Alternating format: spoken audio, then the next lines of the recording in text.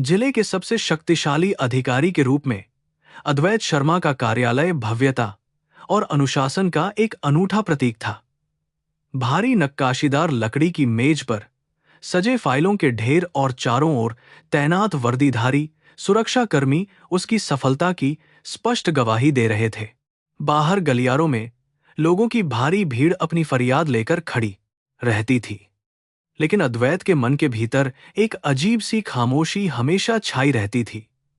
वह अक्सर खिड़की से बाहर देखते हुए अपनी उन जड़ों को खोजने की कोशिश करता था जो सफलता की इस अंधी दौड़ में शायद कहीं पीछे छूट गई थी। जिला मजिस्ट्रेट के पद की गरिमा ने उसे एक कठोर और न्यायप्रिय प्रशासक के रूप में स्थापित किया था, जिससे पूरा शहर थर्राता था।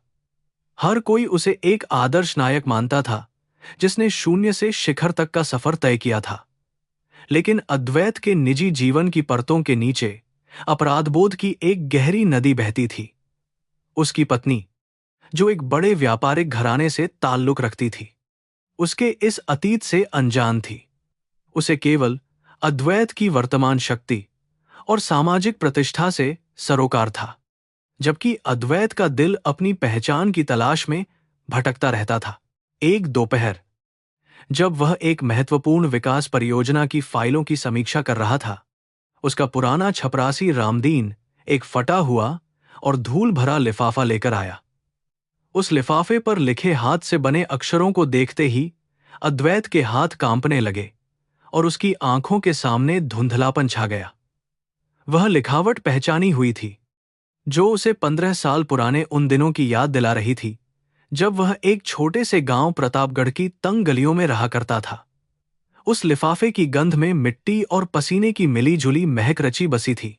उसने धीरे से लिफाफा खोला, जिसमें एक पुराना पोस्टकार्ड था, जिस पर केवल कुछ ही शब्द लिखे थे, लेकिन वे शब्द उसके सीने में खंजर की तरह चुभ गए। उसमें लिखा था कि उसकी बूढ़ी मां कस्तूरी अब अंतिम सांसें गिन रही है और शायद वह फिर कभी नहीं मिल पाएगी। अद्वैत को याद आया कि कैसे उस महिला ने, जो उसकी सगी मां नहीं थी, उसे पालने के लिए अपनी पूरी जिंदगी दांव पर लगा दी थी। उसने अपने गहने बेचकर उसे शहर पढ़ने भेजा था, ताकि वह एक बड़ा आदमी बन सके और उसका नाम रोशन कर सके। अद्वैत को वह दिन याद आया जब उसने गांव छोड़ते समय कस्तूरी मां के पैर छूकर वादा किया था कि वह जल्द ही वापस आएगा। लेकिन जैसे जैसे समय बीतता गया, सफलता की चमक ने उसकी यादों को धुंधला कर दिया और वह अपने वादे को भूल गया। उसने कभी पीछे मुड़कर नहीं देखा कि वह विधवा औरत उस टूटी हुई झोपड़ी में कैसे गुजारा कर रही होगी। समाज के दबाव और अपनी नई पहचान को बचाने की चाहत में उसने उस ममता का अपमान किया था, जिसने उसे आज इस ऊंचे मुकाम पर पहुंचाया था। शाम को घर पहुंचने पर भी वह पोस्टकार्ड उसके दिमाग में घूमता रहा और वह अपनी पत्नी के साथ डिनर टेबल पर खामोश बैठा रहा। उसकी पत्नी मालती अपनी किटी पार्टी और नए आभूषणों के बारे में बात कर रही थी, लेकिन अद्वैत का ध्यान पूरी तरह से भटक चुका था। उसे रह रहकर उस दूध का कर्ज याद आ रहा था, जो उसने बचपन में पिया था और जिसके बदले में उसने केवल उपेक्षा दी थी। उसे लगा जैसे उसकी सारी उपलब्धियां और यह आलीशान बंगला उस बूढ़ी मां के आंसुओं के सामने बिल्कुल बेमानी और छोटे पड़ गए हैं। रात भर अद्वैत को नींद नहीं आई और वह अपनी बालकनी में खड़ा होकर तारों भरे आसमान को देखता रहा, जहां से बचपन में वह अपनी मां के साथ कहानियां सुना करता था।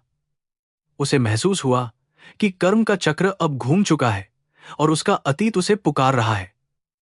उसने तय किया कि वह अब और इंतजार नहीं करेगा और अगले ही दिन अपने पैतृक गांव की यात्रा पर निकल जाएगा। उसे डर था कि कहीं बहुत देर न हो जाए और वह अपनी मां से माफी मांगने का आखिरी मौका भी न खो दे। अगली सुबह उसने अपने सहायक सिद्धार्थ को बुलाया और एक गुप्त दौरे की व्यवस्था करने का निर्देश दिया, जिसमें कोई लाभ लश्कर नहीं होगा। वह नहीं चाहता था कि जिले का DM बनकर वह उस झोपड़ी तक पहुंचे, बल्कि वह एक अपराधी बेटे के रूप में अपनी मां के चरणों में गिरना चाहता था। सिद्धार्थ उसकी इस अचानक बदली हुई मनोदशा को देखकर हैरान था, लेकिन उसने बिना कोई सवाल पूछे सारी व्यवस्था कर दी। अद्वैत का दिल अब जोरों से धड़क रहा था, क्योंकि वह अपनी आत्मा के सबसे कठिन इम्तिहान की ओर बढ़ रहा था। जैसे ही उसकी सरकारी गाड़ी शहर की सीमा से बाहर निकली और ग्रामीण इलाकों की ऊबड़ खाबड़ सड़कों पर चलने लगी, अद्वैत की बेचैनी बढ़ती गई। धूल भरे रास्तों और लहलहाते खेतों को देखकर उसे अपनी किशोरावस्था के दिन याद आने लगे, जब वह नंगे पैर इन पगडंडियों पर दौड़ता था। उसने देखा कि विकास के बड़े बड़े दावों के बावजूद गांव आज भी उपेक्षा का शिकार थे। जहां बिजली और पानी जैसी बुनियादी सुविधाओं के लिए लोग तरस रहे थे। यह देखकर उसे एक प्रशासक के रूप में अपनी असफलता का गहरा एहसास होने लगा। गाड़ी के भीतर का सन्नाटा उसे और भी अधिक परेशान कर रहा था, क्योंकि हर किलोमीटर के साथ वह अपने अतीत के और करीब पहुंच रहा था। उसने सोचा कि क्या कस्तूरी मां उसे पहचान पाएगी, या फिर वह उसे एक अजनबी मानकर ठुकरा देगी। उसकी आंखों के सामने वे सारे दृश्य तैरने लगे, जब उसने मां की बातों को अनसुना कर दिया था और शहर की चकाचौंध में खो गया था। उसे अपनी कायरता पर घृणा हो रही थी कि उसने इतने वर्षों तक अपनी मां की सुध नहीं ली और उसे गरीबी में तड़पने छोड़ दिया। जब गाड़ी उस पुराने बरगद के पेड़ के पास पहुंची, जहां से प्रतापगढ़ गांव की सीमा शुरू होती थी, तो अद्वैत ने चालक को रुकने का इशारा किया। उसने अपनी वर्दी और टोपी उतार दी और एक साधारण कुर्ता पहन लिया, ताकि उसे कोई पहचान न सके। वह पैदल ही उस धूल भरी सड़क पर चल पड़ा, जो सीधे कस्तूरी मां की झोपड़ी तक जाती थी। उसके पैर भारी हो रहे थे और हर कदम उसे अपने पापों के करीब ले जा रहा था। लेकिन उसके मन में एक संकल्प था कि वह इस बार भागने वाला नहीं था। गांव के लोग उसे हैरानी से देख रहे थे, क्योंकि एक अजनबी शहर जैसा दिखने वाला व्यक्ति उनकी गलियों में घूम रहा था। अद्वैत ने देखा कि गांव के कुएं के पास वही पुरानी भीड़ थी, लेकिन चेहरों पर अब वैसी चमक नहीं थी जैसी 15 साल पहले हुआ करती थी। उसे लगा जैसे समय वहां ठहर गया हो, लेकिन गरीबी और भी अधिक विकराल रूप ले चुकी थी। उसे अपने बचपन के दोस्त याद आए, जो शायद अब खेतों में मजदूरी कर रहे होंगे या काम की तलाश में परदेश चले गए होंगे। जैसे जैसे वह अपनी झोपड़ी के करीब पहुंच रहा था, उसे वातावरण में एक अजीब सी उदासी और खामोशी महसूस होने लगी। वह घर, जिसे वह कभी स्वर्ग मानता था, अब खंडहर में तब्दील हो चुका था और उसकी दीवारें गिर रही थीं। छत की घास सूख चुकी थी और आंगन में जंगली झाड़ियां उग आई थीं, जिससे पता चलता था कि यह कोई देखभाल करने वाला नहीं है। अद्वैत का गला रुंध गया और उसकी आंखों से आंसू छलक पड़े, जब उसने देखा कि उसकी मां किस दयनीय स्थिति में रह रही थी। उसने झोपड़ी के दरवाजे पर पहुंचकर धीरे से आवाज दी, लेकिन भीतर से कोई जवाब नहीं आया। केवल एक हल्की सी खांसने की आवाज सुनाई दी। उसका दिल बैठ गया और वह कांपते हुए भीतर दाखिल हुआ, जहां रोशनी बहुत कम थी और धुएं की गंध हवा में तैर रही थी। एक पुराने फटे हुए बिस्तर पर एक बहुत ही कमजोर और बूढ़ी औरत लेटी हुई थी, जिसका शरीर केवल हड्डियों का ढांचा रह गया था। उसकी आंखें बंद थीं और वह बड़ी मुश्किल से सांसें ले रही थी, जैसे मौत का इंतजार कर रही हो। अद्वैत अपनी सुध बुध खोकर उसके पास जमीन पर बैठ गया और उसका ठंडा हाथ अपने हाथों में ले लिया। उसने देखा कि मां के हाथों की त्वचा कागज की तरह पतली हो गई थी और उन पर मेहनत की लकीरें गहरी हो गई थीं। उसे अपनी सफलता पर शर्म महसूस हुई, क्योंकि जिस मां ने उसे राजा बनाने के लिए खुद को मिटा दिया, वह आज एक निवाले के लिए भी मोहताज लग रही थी। उसने धीमी आवाज में मां पुकारा, लेकिन वह आवाज उसके गले में ही घुटकर रह गई और वह फफक फफक कर रो पड़ा। बिस्तर के पास रखे एक मिट्टी के बर्तन में थोड़ा सा पानी था और पास ही एक सूखी रोटी का टुकड़ा पड़ा था, जिसे शायद चूहे भी नहीं खाना चाहते थे। अद्वैत को याद आया कि कैसे बचपन में मां उसे अपने हिस्से का दूध पिला देती थी और खुद भूखी सो जाती थी। आज वही दूध का कर्ज उसे पहाड़ जैसा भारी लग रहा था, जिसे वह अपनी पूरी जायदाद बेचकर भी नहीं चुका सकता था। उसे अपनी सत्ता और पद का अहंकार टूटता हुआ महसूस हुआ और वह केवल एक लाचार बेटा बनकर रह गया। उसने कमरे के कोने में अपनी एक पुरानी तस्वीर देखी, जो धूल से ढकी हुई थी, लेकिन उसे बहुत संभाल कर रखा गया था। उस तस्वीर में वह अपनी डिग्री लेकर मुस्कुरा रहा था और मां उसके बगल में गर्व से खड़ी थी। उसे एहसास हुआ कि इतने वर्षों के अलगाव के बावजूद मां ने उसे अपनी यादों से कभी अलग नहीं किया था। वह हर दिन उस तस्वीर को देखती होगी और अपने बेटे की वापसी की दुआ मांगती होगी, जबकि वह बेटा अपने ही अभिमान के पिंजरे में कैद होकर उसे भूल गया था। तभी बाहर से कुछ गांव वालों की बातें सुनाई दीं, जो जोर जोर से बहस कर रहे थे कि इस बुढ़िया को अब आश्रम भेज देना चाहिए क्योंकि इसकी देखभाल करने वाला कोई नहीं है। उनकी आवाजों में संवेदना की कमी और कठोरता थी, जिसने अद्वैत के भीतर के ज्वालामुखी को दहका दिया। उसे समझ में आया कि उसकी मां ने न केवल गरीबी बल्कि सामाजिक तिरस्कार और अकेलेपन का भी सामना किया था। वह बाहर निकलकर उन लोगों को बताना चाहता था कि वह कौन है, लेकिन उसका अंतर्मन उसे धिक्कार रहा था कि वह अब तक कहां था। अद्वैत ने संकल्प लिया कि वह अब अपनी मां को इस हाल में नहीं छोड़ेगा और चाहे जो हो जाए वह उसे वह सम्मान दिलाकर रहेगा जिसकी वह हकदार थी। उसने अपने सहायक सिद्धार्थ को फोन किया और तुरंत एम्बुलेंस और शहर के सबसे अच्छे डॉक्टरों को गांव पहुंचने का आदेश दिया। उसके स्वर में अब डी.एम. की सत्ता नहीं, बल्कि एक बेटे की तड़प थी जो अपनी मां की जान बचाना चाहता था। उसे पता था कि आने वाला समय बहुत कठिन होगा, लेकिन उसे अपने कर्मों का प्रायश्चित करने के लिए यह युद्ध लड़ना ही होगा। झोपड़ी के बाहर शाम का अंधेरा घिरने लगा था और सियार रोने लगे थे, जो वातावरण को और भी भयावह बना रहे थे। अद्वैत वहीं जमीन पर बैठा मां के पैरों को सहलाता रहा, यह महसूस करते हुए कि यहां से उसके जीवन का एक नया अध्याय शुरू हो रहा है। वह जानता था कि शहर वापस जाने पर उसे कई सवालों के जवाब देने होंगे, लेकिन अब उसे किसी की परवाह नहीं थी। उसके लिए अब केवल एक ही सत्य था, उसकी मां और वह अधूरा कर्ज, जिसे चुकाने का समय अब अंततः आ गया था। जैसे ही एम्बुलेंस की सायरन की आवाज दूर से सुनाई दी, गांव में हलचल मच गई और लोग अपनी खिड़कियों से झांकने लगे। अद्वैत ने अपनी मां के माथे को चूमा और धीरे से उसके कान में फुसफुसाया कि उसका बेटा वापस आ गया है और अब उसे कभी अकेला नहीं छोड़ेगा। मां की पलकें जरा सी हिलीं तो गांव में उसके कान में कान को डेरे को लेकर जैसे उसने अपने बेटे की आवाज पहचान ली हो, और उसके चेहरे पर एक हल्की सी संतोष की लकीर उभर आई। अद्वैत को लगा जैसे उसे दुनिया की सबसे बड़ी जीत मिल गई हो, भले ही यह उसकी परीक्षा की बस शुरुआत थी। एम्बुलेंस की गूंजती आवाज ने प्रतापगढ़ की शांत और धूल भरी हवाओं में एक हलचल पैदा कर दी थी।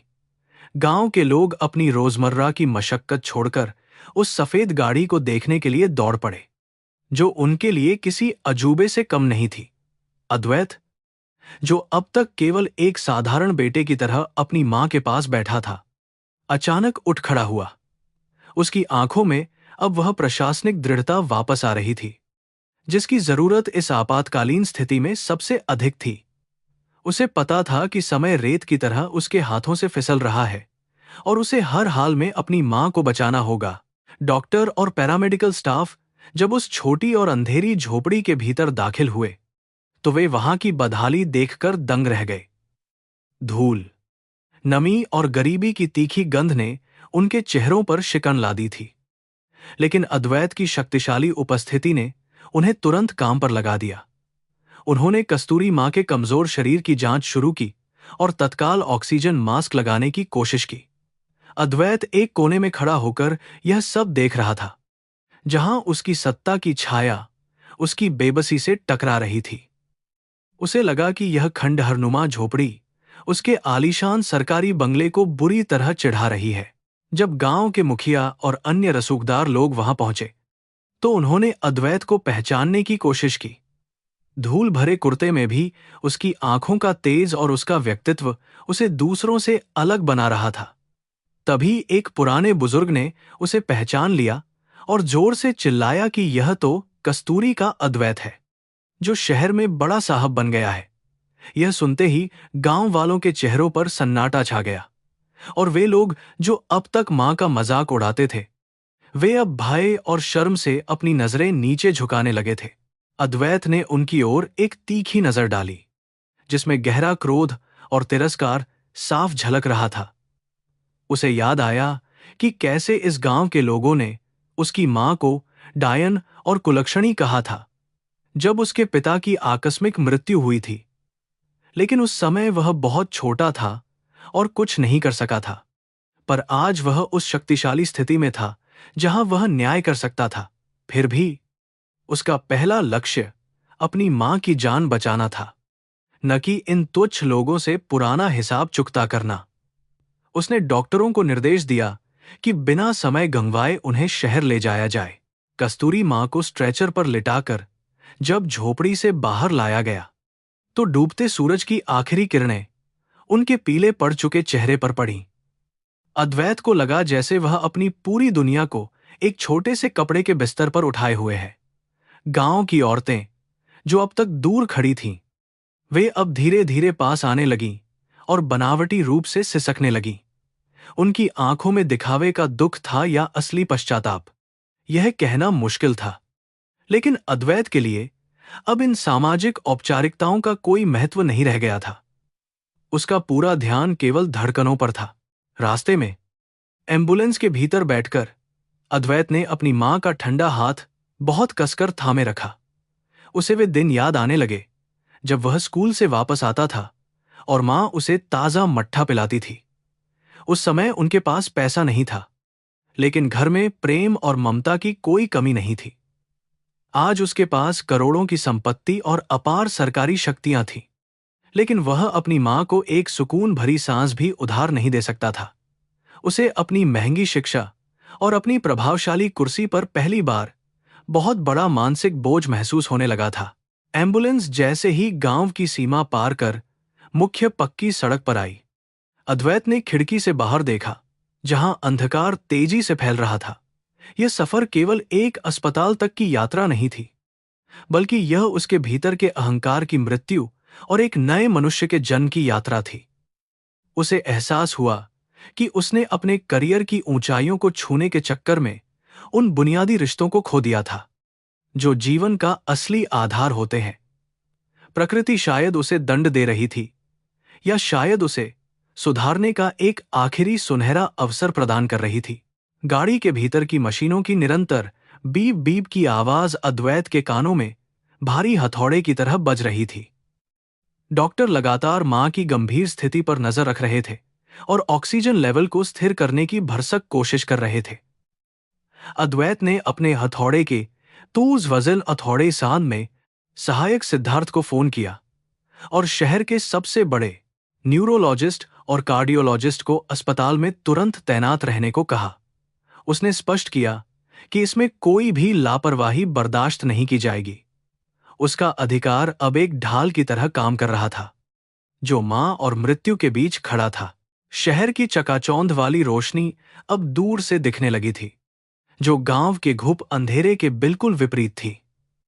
अद्वैत को लगा कि वह दो अलग अलग दुनियाओं के बीच का एक कमजोर पुल है, जहां एक तरफ वैभव है और दूसरी तरफ घोर दरिद्रता। उसने सोचा कि उसके विभाग ने इस जिले में विकास के नाम पर करोड़ों रुपए खर्च किए थे, फिर भी उसकी मां का गांव इतना पिछड़ा कैसे रह गया? क्या वह भी उसी भ्रष्ट तंत्र का हिस्सा बन गया था जिसे वह सुधारने का दावा करता था? यह सवाल उसे भीतर से कुरेद रहा था। अस्पताल पहुंचते ही वहां की सुरक्षा और डॉक्टरों की विशेष टीम पूरी तरह मुस्तैद थी। जैसे ही एम्बुलेंस रुकी, कस्तूरी मां को तुरंत इमरजेंसी वार्ड में ले जाया गया। अद्वैत भी उनके पीछे भागना चाहता था, लेकिन अस्पताल के कड़े नियमों और उसकी अपनी मर्यादा ने उसे बाहर ही रोक दिया।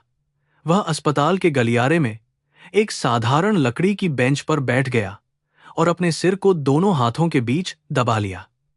उसके कुर्ते पर लगी गांव की धूल अब उसकी प्रशासनिक सफलता के सफेद दागों की तरह चमक रही थी। कुछ ही देर में उसकी पत्नी मालती भी वहां पहुंच गई, जो अपनी महंगी कार और डिजाइनर कपड़ों में उस गंभीर माहौल के लिए बिल्कुल अनफिट लग रही थी। उसने अद्वैत को इस दयनीय हालत में देखकर नाक सिकोड़ी और पूछा कि वह इस अनजान बुढ़िया के लिए इतना परेशान क्यों है। मालती के शब्दों में जो रूखापन और अहंकार था, उसने अद्वैत को और भी अधिक आहत कर दिया। उसे समझ में आया कि उसने गलत इंसानों और गलत चीजों को अपना मान लिया था, जबकि जो अपना था वह आज मौत से लड़ रहा था। अद्वैत ने मालती की ओर देखा और बहुत ही शांत लेकिन सख्त लहजे में कहा कि यह बुढ़िया उसकी वह मां है जिसने उसे पालकर इस काबिल बनाया है। मालती उसकी आंखों में वो क्रोध और चमक देखकर डर गई जो उसने पहले कभी नहीं देखी थी। वह समझ गई कि आज का अद्वैत वह व्यक्ति नहीं है जो उसकी हर सुख सुविधा को अपनी प्राथमिकता मानता था। अद्वैत ने उसे तुरंत घर वापस जाने के लिए कह दिया और खुद वहीं अस्पताल की ठंडी जमीन पर बैठने का कठिन फैसला किया। उसका मंदिर अब वही था। रात के सन्नाटे में अस्पताल का गलियारा और भी अधिक डरावना और ठंडा लगने लगा था। अद्वैत को अपनी मां के वे पुराने गीत याद आने लगे जो वह बचपन में लोरी के रूप में सुनाया करती थी। उन गीतों में जीवन के कड़े संघर्ष की गाथा थी और एक बेहतर भविष्य की अटूट उम्मीद भी थी। उसने महसूस किया कि वह वास्तव में अपनी मां का कर्ज कभी नहीं उतार सकता, क्योंकि मां की ममता का कोई सांसारिक मूल्य नहीं होता। वह तो बस इस समय भगवान से यही प्रार्थना कर रहा था कि उसे प्रायश्चित मिले। सुबह होने को थी, लेकिन डॉक्टरों की ओर से अभी तक कोई भी सकारात्मक खबर बाहर नहीं आई थी। अद्वैत की आंखें भारी हो गई थीं, लेकिन वह सो नहीं सकता था। उसने देखा कि कुछ अन्य गरीब मरीज भी वहां अपनी बारी का इंतजार कर रहे थे। उसने पहली बार उन लोगों की आंखों में वही दर्द और बेबसी देखी जो शायद उसकी मां की आंखों में बरसों से रही होगी। उसने अपने पद का उपयोग करते हुए अस्पताल प्रशासन को आदेश दिया कि किसी भी मरीज को इलाज के बिना बाहर न निकाला जाए। अचानक आईसीयू का भारी दरवाजा खुला और मुख्य डॉक्टर बाहर आए। उनके चेहरे पर थकान थी, लेकिन एक हल्की सी राहत भरी मुस्कान भी थी। उन्होंने बताया कि कस्तूरी मां की हालत अब खतरे से बाहर है। हालांकि उन्हें पूरी तरह ठीक होने में बहुत समय और देखभाल की जरूरत होगी। यह सुनकर अद्वैत के शरीर से मानो सारा मानसिक तनाव निकल गया और वह वहीं दीवार के सहारे टिक कर बैठ गया। उसने ईश्वर का शुक्रिया अदा किया और महसूस किया कि शायद उसकी सच्ची प्रार्थना अंततः सुन ली गई है। उसे वार्ड के भीतर जाने की विशेष अनुमति मिली। वह दबे पांव मां के बिस्तर के पास पहुंचा। मां की आंखें अब थोड़ी सी खुली थीं, हालांकि वे पूरी तरह होश में नहीं थीं। उसने मां का झुर्रियों वाला हाथ चूमा और उसे महसूस हुआ कि उसकी हथेलियों में अभी भी वही पुरानी ममतामयी गर्माहट बची हुई है। उसने धीरे से उनके कान में कहा कि अब वे कभी उस गांव की झोपड़ी में वापस नहीं जाएंगे जहां उन्हें अकेलेपन ने घेरा हुआ था। अब उनका बेटा हमेशा उनके पास ही रहेगा। सूरज की पहली किरण अस्पताल की खिड़की से भीतर आई और मां के पीले चेहरे को थोड़ा रोशन कर दिया। अद्वैत को लगा कि यह उसके जीवन की एक नई और पवित्र शुरुआत का संकेत है। उसने अपने मोबाइल फोन पर अपने कार्यालय के निजी सचिव को कॉल किया और अगले एक हफ्ते की लंबी छुट्टी की सूचना दी। उसने कहा कि वह इस समय किसी भी मीटिंग या सरकारी काम के लिए उपलब्ध नहीं होगा। उसके लिए अब जिले का प्रशासन नहीं, बल्कि उसकी मां की सेहत सबसे बड़ी प्राथमिकता थी। जैसे जैसे दिन चढ़ा, अस्पताल में जिला मजिस्ट्रेट साहब की मां के भर्ती होने की खबर जंगल की आग की तरह पूरे शहर में फैल गई। कई बड़े नेता और वरिष्ठ अधिकारी फूलों के गुलदस्ते लेकर वहां पहुंचने लगे, लेकिन अद्वैत ने किसी से भी मिलने से साफ मना कर दिया। उसे इन खोखली औपचारिकताओं से नफरत हो रही थी, क्योंकि इनमें सच्ची सहानुभूति कम और राजनीतिक स्वार्थ अधिक था। वह जानता था कि ये वही लोग हैं जो भ्रष्टाचार के तंत्र को बढ़ावा देते हैं और आज नाटक कर रहे हैं। दोपहर में सिद्धार्थ कुछ महत्वपूर्ण फाइलें लेकर आया, लेकिन अद्वैत ने उन्हें बिना देखे ही किनारे रख दिया। उसने सिद्धार्थ से कहा कि वह गांव प्रतापगढ़ के स्थानीय पटवारी और सरपंच के खिलाफ कड़ी जांच शुरू करे। जिन्होंने मां की पुश्तैनी जमीन हड़पने की कोशिश की थी। अद्वैत का लहजा अब एक न्यायप्रिय शासक का था, जो अपने व्यक्तिगत दुख को सामाजिक न्याय में बदलना चाहता था। उसे समझ में आ गया था कि उसकी व्यक्तिगत लड़ाई अब उस पूरे भ्रष्ट तंत्र के खिलाफ एक युद्ध बन चुकी है। कस्तूरी मां ने धीरे से अपनी आंखें पूरी तरह खोलीं और अद्वैत की ओर देखा। उनकी धुंधली और कमजोर आंखों में पहचान की एक दिव्य चमक आई और उन्होंने कांपते हुए हाथों से अद्वैत के चेहरे को स्पर्श किया। उनकी आवाज बहुत धीमी थी, लेकिन अद्वैत ने साफ सुना। उन्होंने कहा, मेरा बेटा आ गया। उन 3 शब्दों में बरसों का लंबा इंतजार, ढेर सारी शिकायतें और अंतहीन प्यार समाया हुआ था। अद्वैत का सीना गर्व और ममता से भर गया और उसे लगा कि वह अंततः अपने घर आ गया है। शाम ढलते ढलते अद्वैत ने फैसला किया कि वह अब कभी अपने अतीत से नहीं भागेगा। उसने अस्पताल के विशेष वार्ड में मां के बिस्तर के बगल में ही अपनी रातें गुजारने का मन बना लिया था। उसे एहसास हुआ कि भौतिक सुख सुविधाएं और ऊंचे पद केवल बाहरी आवरण है। असली सुख तो अपनों के पवित्र साये में ही मिलता है। वह जानता था कि आगे का रास्ता बहुत कठिन है। समाज और उसका अपना परिवार उसे चुनौती देंगे, लेकिन वह अब एक मजबूत चट्टान की तरह अडिग खड़ा था।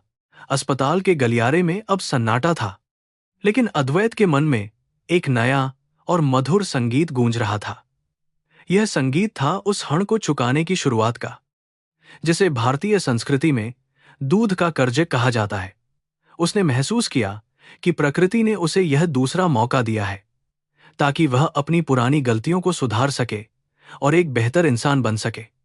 वह अपनी मां के शांत चेहरे को देखते हुए भविष्य की योजनाएं बनाने लगा, जहां गरीबी और उपेक्षा का कोई स्थान नहीं होगा।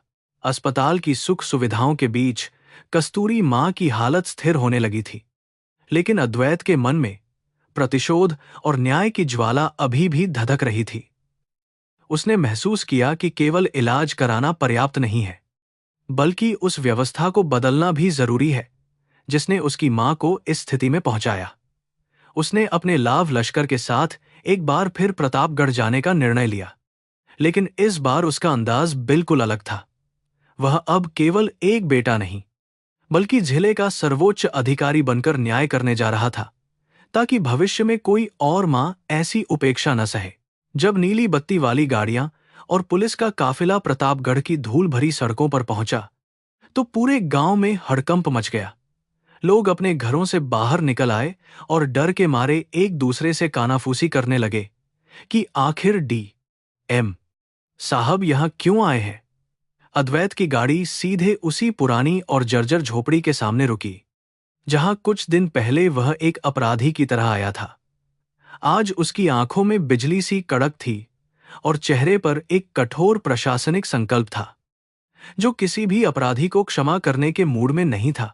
अद्वैत गाड़ी से नीचे उतरा और उसने गांव के सरपंच और पटवारी को तुरंत वहां उपस्थित होने का आदेश दिया।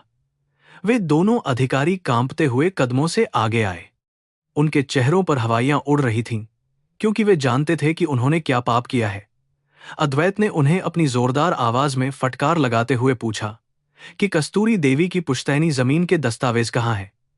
पटवारी के पास कोई जवाब नहीं था और वह पसीने पसीने हो रहा था, क्योंकि उसने रिश्वत लेकर वह जमीन गांव के एक दबंग को सौंप दी थी। अद्वैत अपनी मां की उस टूटी हुई झोपड़ी के भीतर गया, जहां मिट्टी की दीवारें अब गिरने की कगार पर थीं। उसने कोनों में झांका और उसे एक पुरानी लकड़ी की संदूक मिली, जो धूल से ढकी हुई थी। जब उसने उसे खोला, तो उसकी आंखों से आंसू छलक पड़े।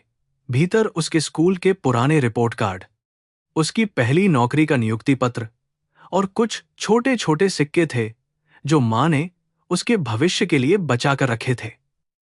मां ने खुद भूखे रहकर भी उन कागजों को किसी अनमोल खजाने की तरह सहेज कर रखा था। उस संदूक में एक छोटी सी पोटली भी थी, जिसमें कस्तूरी मां के विवाह की आखिरी निशानी, एक पुरानी चांदी की बिछिया थी।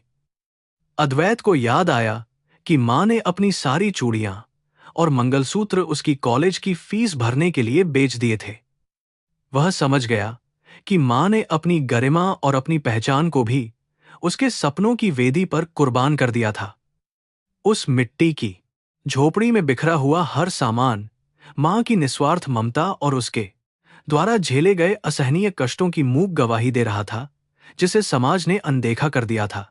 बाहर आकर अद्वैत ने खुले आसमान के नीचे ही अपनी अदालत लगा दी और गांव वालों को संबोधित किया।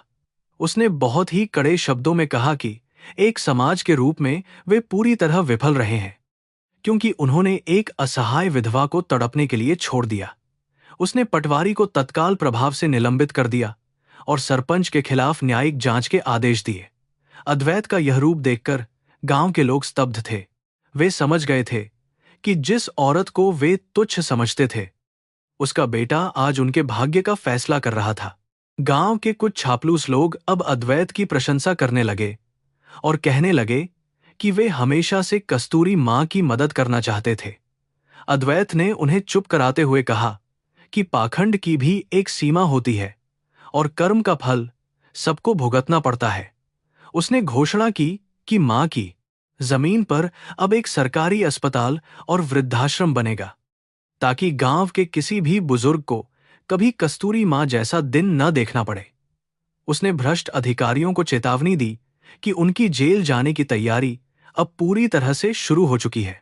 अद्वैत ने महसूस किया कि उसकी मां की असली दौलत वह झोपड़ी नहीं थी, बल्कि कि वह असीम धैर्य था जिसके साथ उन्होंने समाज के तिरस्कार को सहा। उसे अपनी शिक्षा पर गर्व होने के बजाय अब लज्जा आ रही थी, क्योंकि वह स्वयं अपनी मां के संघर्षों से इतने वर्षों तक बेखबर रहा। उसने अपने सहायक को निर्देश दिया कि गांव के हर गरीब और बेसहारा व्यक्ति का सर्वे किया जाए और उन्हें तुरंत सरकारी योजनाओं का लाभ पहुंचाया जाए। वह अब एक ऐसा तंत्र बनाना चाहता था जहां मानवता ही सर्वोच्च प्राथमिकता हो। दोपहर की चिलचिलाती धूप में भी अद्वैत वहीं खड़ा रहा और एक एक फाइल की बारीकी से जांच की। उसने पाया कि केवल उसकी मां ही नहीं, बल्कि कई अन्य विधवाओं की पेंशन भी दबंगों द्वारा डकार ली गई थी। भ्रष्टाचार की जड़ें इतनी गहरी थीं कि उसे देखकर अद्वैत का खून खौल उठा। उसने अपने अधिकारों का उपयोग करते हुए उन सभी संपत्तियों को कुर्क करने का आदेश दिया जो गरीबों का हक मारकर बनाई गई थीं। गांव में अब न्याय की एक नई लहर महसूस की जा रही थी। शाम होने को थी और अद्वैत ने उस झोपड़ी की एक मुट्ठी मिट्टी उठाकर अपने माथे से लगाई। उसे लगा कि इस मिट्टी में मां के पसीने और आंसुओं की खुशबू अभी भी बसी हुई है, जो उसे अपनी जिम्मेदारियों की याद दिला रही है। उसने गांव के युवाओं से बात की और उन्हें समझाया कि बड़ों का सम्मान करना ही सबसे बड़ा धर्म है। उसने तय किया कि वह इस गांव को एक मॉडल गांव के रूप में विकसित करेगा, जहां हर मां को कस्तूरी जैसा सम्मान और सुरक्षा मिल सके। जैसे ही वह अपनी गाड़ी की ओर बढ़ा, एक छोटी बच्ची उसके पास आई और उसे एक जंगली फूल भेंट किया। अद्वैत ने उस फूल को स्वीकार किया और महसूस किया कि शायद प्रकृति ने उसे माफ कर दिया है। उसने अपनी पत्नी मालती को फोन किया और उसे साफ कह दिया कि अब उसे अपना जीवन जीने का तरीका बदलना होगा, वरना उनके रास्ते अलग हो जाएंगे। वह अब एक नया अद्वैत बन चुका था, जिसका हृदय अब पत्थर का नहीं, बल्कि संवेदनाओं से भरा हुआ एक समुद्र बन चुका था। गाड़ी में बैठकर वापस शहर की ओर जाते समय अद्वैत के मन में एक अजीब सी शांति थी। उसे लगा कि उसने अपने दूध के कर्ज की पहली किस्त आज चुका दी है। हालांकि उसे पता था कि पूरी भरपाई कभी संभव नहीं है। उसने खिड़की से पीछे छूटते हुए गांव को देखा और मन ही मन अपनी मां से वादा किया कि वह अब कभी उन्हें अपनी नजरों से ओझल नहीं होने देगा। उसका प्रशासनिक दौरा आज केवल एक सरकारी काम नहीं, बल्कि एक आध्यात्मिक यात्रा में बदल गया था।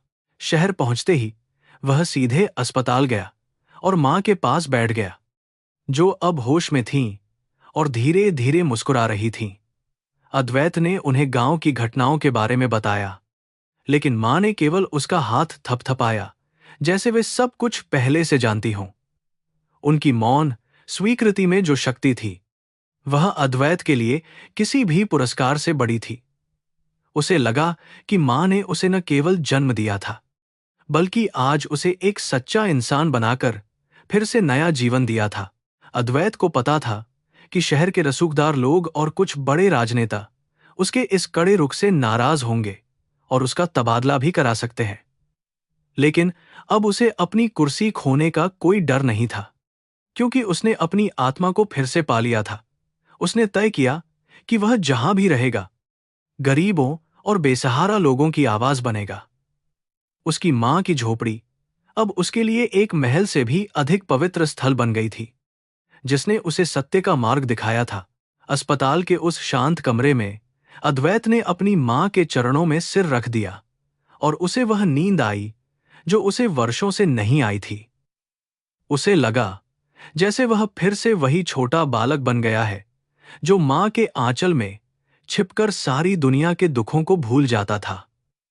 बाहर की दुनिया में चाहे जो भी तूफान आए, लेकिन इस कमरे के भीतर केवल प्रेम और कृतज्ञता का साम्राज्य था।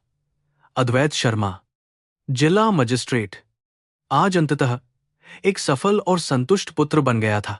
रात के दूसरे पहर में जब वह जागा तो उसने देखा कि उसकी मां उसे एकटक निहार रही थी। उनकी आंखों में अपार करुणा और गर्व था। अद्वैत ने महसूस किया कि कस्तूरी मां ने कभी उससे कुछ नहीं मांगा, केवल उसका भला चाहा था। यही वह भारतीय नारी की शक्ति है जो बिना किसी अपेक्षा के अपनी पूरी उम्र दूसरों के लिए होम कर देती है। अद्वैत ने संकल्प लिया कि वह इस कहानी को हर उस बेटे तक पहुंचाएगा जो सफलता की चकाचौंध में अपनी मां को भूल गया है। अगले दिन सुबह होते ही अद्वैत ने अपने कार्यालय में एक नई कार्यशैली लागू की, जहां आम जनता की शिकायतों को प्राथमिकता दी जाने लगी। उसने अपने केबिन के बाहर एक बड़ा बोर्ड लगवा दिया जिस पर लिखा था, यहां न्याय सबसे पहले मिलता है। उसने अपने अधिकारियों को स्पष्ट कर दिया कि जो लोग अपने माता पिता का सम्मान नहीं करते, उन्हें सरकारी सेवाओं में कोई रियायत नहीं दी जाएगी। उसका यह क्रांतिकारी कदम पूरे प्रशासन में चर्चा का विषय बन गया और लोग उसकी ईमानदारी की मिसाल देने लगे। अद्वैत की पत्नी मालती ने जब अस्पताल आकर कस्तूरी मां के पैर छुए और अपनी गलतियों के लिए माफी मांगी, तो अद्वैत को लगा कि उसके परिवार का भी पुनर्जन्म हो गया है। मालती को एहसास हुआ कि असली सुंदरता और बड़प्पन महंगे कपड़ों में नहीं, बल्कि सेवा और सादगी में है। कस्तूरी मां ने उसे गले लगा लिया और उसे वही प्यार दिया जो उन्होंने अद्वैत को दिया था। घर में अब वह कड़वाहट और अहंकार खत्म हो गया था जिसने रिश्तों को खोखला कर दिया था। दिन बीतते गए और कस्तूरी मां की सेहत में आश्चर्यजनक सुधार हुआ, जैसे उनके भीतर जीने की एक नई इच्छा जाग गई हो। अद्वैत ने उन्हें अपने साथ अपने सरकारी बंगले में रखने का फैसला किया, जहां उनका कमरा सबसे सुंदर और हवादार था। उसने मां की उन सभी पुरानी यादों और उस लकड़ी की संदूक को भी अपने साथ ले आया, ताकि वह हमेशा अपनी जमीन से जुड़ा रहे। बंगला अब केवल एक आधिकारिक इमारत नहीं, बल्कि एक खुशहाल घर में तब्दील हो गया था। प्रतापगढ़ गांव में भी अब बदलाव दिखने लगा था, जहां अस्पताल की नींव रखी जा चुकी थी और सड़कों का निर्माण शुरू हो गया था। गांव के लोग अब अद्वैत को केवल एक साहब नहीं, बल्कि अपना बेटा मानने लगे थे, जिसने उनकी सोई हुई किस्मत को जगा दिया था। अद्वैत ने साबित कर दिया था कि यदि एक अधिकारी के मन में सेवा की भावना हो, तो वह पूरे समाज का चेहरा बदल सकता है।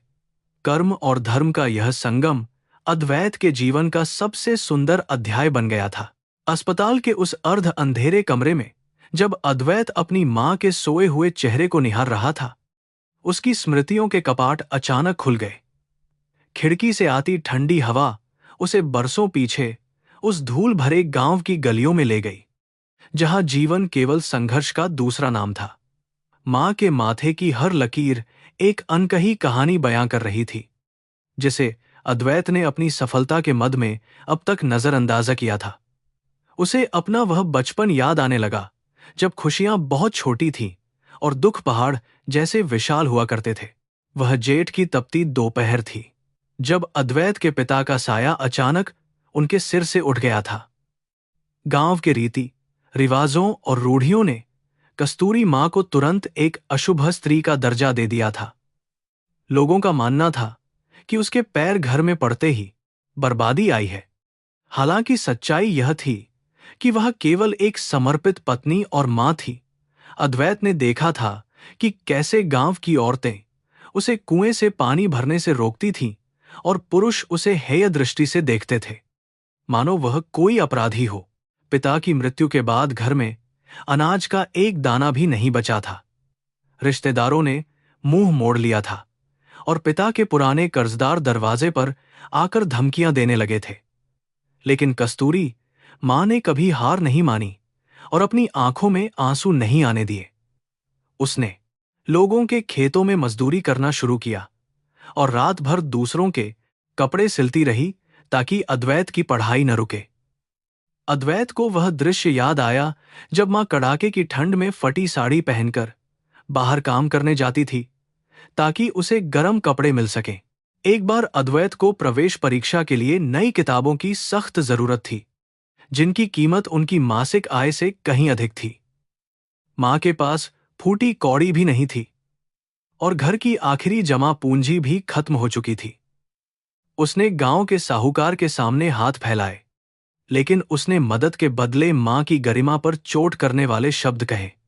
अद्वैत ने छिपकर यह सब सुना था और उसका छोटा सा दिल गुस्से और लाचारी से भर गया था। वह अपनी पढ़ाई छोड़ना चाहता था ताकि मां को और कष्ट न हो, पर मां नहीं मानी। उस रात मां ने अपनी आखिरी चांदी की बिछिया और वह छोटा सा गहना निकाल लिया जो उसकी शादी का अंतिम अवशेष था। अद्वैत ने देखा कि मां की आंखों में कोई दुख नहीं था, बल्कि एक अजीब सी चमक थी। वह बाजार गई और उन गहनों को बेचकर अद्वैत के लिए किताबें और कलम ले आई। जब अद्वैत ने मां के नंगे पैर देखे, जिनमें अब बिछिया भी नहीं थी, तो उसे अपनी सफलता की कीमत समझ में आई। वह मौन ममता उसके भविष्य की सबसे मजबूत नींव बन गई थी, जिसे उसने आज पहचाना। गांव के कुछ बदमाश लड़कों ने एक बार अद्वैत को सौतेली मां का बेटा कहकर चिढ़ाया और उस पर पत्थर फेंके। कस्तूरी मां ने जब यह देखा तो वह शेरनी की तरह उन लड़कों के सामने खड़ी हो गई और अद्वैत को अपने आंचल में छिपा लिया।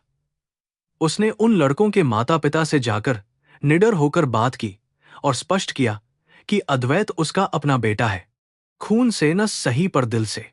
उस दिन अद्वैत को समझ आया कि मां का रिश्ता शारीरिक नहीं बल्कि आत्मिक होता है, जहां त्याग ही सर्वोच्च धर्म है।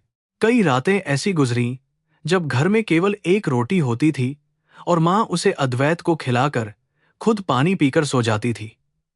जब वह पूछता कि उसने क्यों नहीं खाया, तो वह मुस्कुराकर कहती कि उसे भूख नहीं है या उसका कोई धार्मिक व्रत है। अद्वैत को अब समझ आ रहा था कि वे व्रत केवल उसकी भूख मिटाने के बहाने थे। मां की वह निस्वार्थ सेवा और उसकी वह झूठी मुस्कान आज अद्वैत के दिल में हजारों सुइयां चुभा रही थी। वह कितना अंधा था जो बरसों तक यह सब देख नहीं पाया। बरसात के मौसम में उनकी झोपड़ी की छत टपकती थी और फर्श कीचड़ से भर जाता था।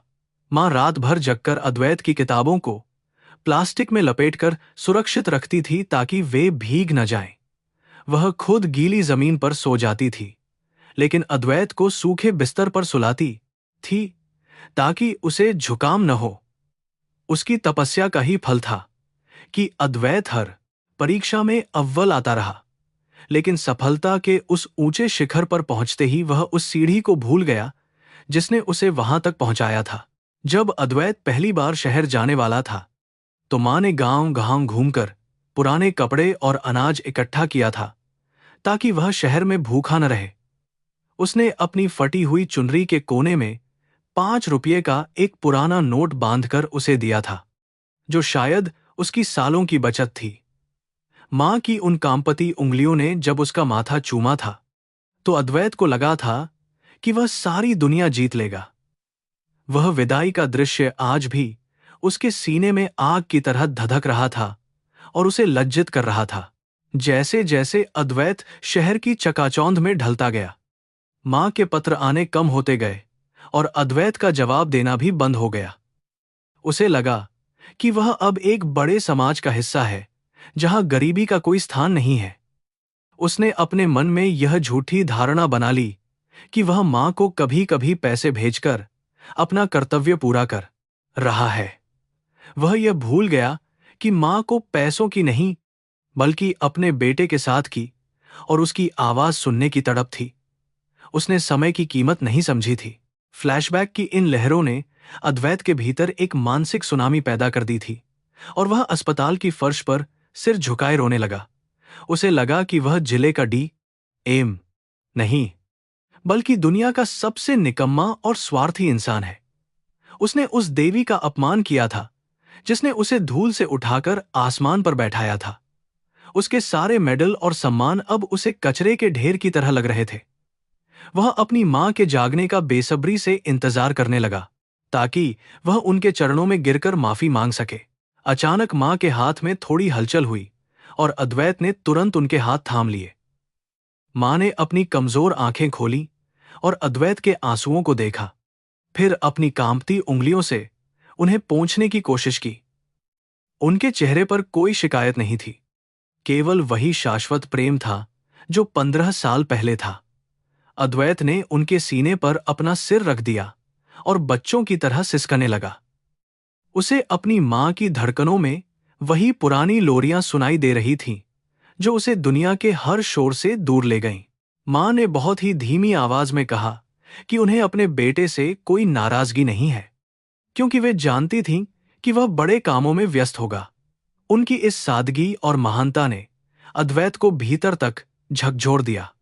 उसने महसूस किया कि वह मां का कर्ज कभी नहीं चुका सकता, क्योंकि वह कर्ज केवल पैसों का नहीं, बल्कि उस जीवन का था जो उन्होंने उसके लिए जिया था। अद्वैत ने कसम खाई कि वह अब हर उस पल की भरपाई करेगा जो उसने अपनी मूर्खता और अहंकार की वजह से गंवा दिया था। अस्पताल के बाहर अब सुबह का सूरज चमक रहा था, जो अद्वैत के जीवन में एक नए सवेरे का प्रतीक था। उसने अपने अतीत की कड़वाहट और अपने अहंकार को पूरी तरह त्याग दिया था। वह अब केवल अद्वैत शर्मा एम नहीं था, बल्कि कस्तूरी मां का वही छोटा बेटा था जो उनके लिए कुछ भी करने को तैयार था। उसकी रूह अब पवित्र हो गई थी, क्योंकि उसने अपनी मां के त्याग की गहराई को पहचान लिया था। यह अनुभव उसके लिए किसी तीर्थ यात्रा से भी अधिक महान और पावन था। उसने खिड़की से बाहर देखते हुए उन हजारों माताओं के बारे में सोचा जो आज भी गांवों में इसी तरह की उपेक्षा और गरीबी झेल रही होंगी। उसने अपनी डायरी निकाली और कुछ संकल्प लिखे जो उसके प्रशासन का नया मार्गदर्शक बनने वाले थे। वह जानता था कि मां की दुआओं में जो शक्ति है, वह उसे किसी भी बड़ी मुसीबत से बचा सकती है। अद्वैत का व्यक्तित्व अब एक वटवृक्ष की तरह गंभीर और छायादार हो गया था, जो सबकी सेवा के लिए सदैव तत्पर रहने वाला था। मां ने धीरे से पानी मांगा और अद्वैत ने अपने हाथों से उन्हें पानी पिलाया। वह छोटा सा काम उसे दुनिया के सबसे बड़े पुरस्कार जैसा महसूस हुआ। उसने महसूस किया कि सुख सुविधाओं और विलासिता में वह शांति नहीं है जो मां की सेवा करने में मिलती है। उसने मालती को फोन किया और उसे मां के लिए घर पर विशेष व्यवस्था करने का निर्देश दिया। मालती का हृदय परिवर्तन भी अब अद्वैत की इस नई ऊर्जा से प्रभावित होकर तेजी से होने लगा था, जिससे घर का माहौल बदल गया। अद्वैत को याद आया कि मां हमेशा कहा करती थी कि कर्म ही सबसे बड़ा धर्म है और इंसान को अपनी जड़ों को कभी नहीं भूलना चाहिए। आज उसे उन शब्दों का असली अर्थ समझ में आया था। उसने अपने दफ्तर के काम को भी एक नए नजरिए से देखना शुरू किया, जहां वह अब फाइलों के पीछे छिपे हुए इंसानी चेहरों को देख पा रहा था। उसकी मां का संघर्ष अब उसकी कार्यशैली की सबसे बड़ी प्रेरणा बन गया था। वह पूरी तरह बदल चुका था और एक सच्चा जनसेवक बन गया था। अस्पताल का स्टाफ भी एम साहब के इस मानवीय रूप को देखकर हैरान और प्रभावित था। उन्होंने देखा कि कैसे एक शक्तिशाली अधिकारी अपनी मां के चरणों में बैठकर घंटों बातें करता रहता था। अद्वैत ने अस्पताल के सामान्य वार्डों का भी दौरा किया और वहां के मरीजों की समस्याओं को सुना। उसने डॉक्टरों को सख्त हिदायत दी कि किसी भी मां या बुजुर्ग के साथ दुर्व्यवहार बर्दाश्त नहीं किया जाएगा। उसका प्रभाव अब केवल कागजों तक ही सीमित नहीं रहा था, बल्कि लोगों के दिलों में उतर गया था। कस्तूरी मां की रिकवरी अब एक चमत्कार की तरह लग रही थी, जिसे डॉक्टर भी विज्ञान से परे मान रहे थे। अद्वैत को पता था कि यह केवल दवाओं का असर नहीं, बल्कि उस खोए हुए बेटे के वापस मिलने की खुशी है, जिसने मां के भीतर जीने की ललक पैदा कर दी थी। वह मां के पास बैठकर उन्हें शहर की कहानियां सुनाता और अपनी पुरानी गलतियों के लिए बार बार माफी मांगता। मां का हर स्पर्श उसे एक नया आशीर्वाद और जीवन जीने की नई दिशा प्रदान कर रहा था।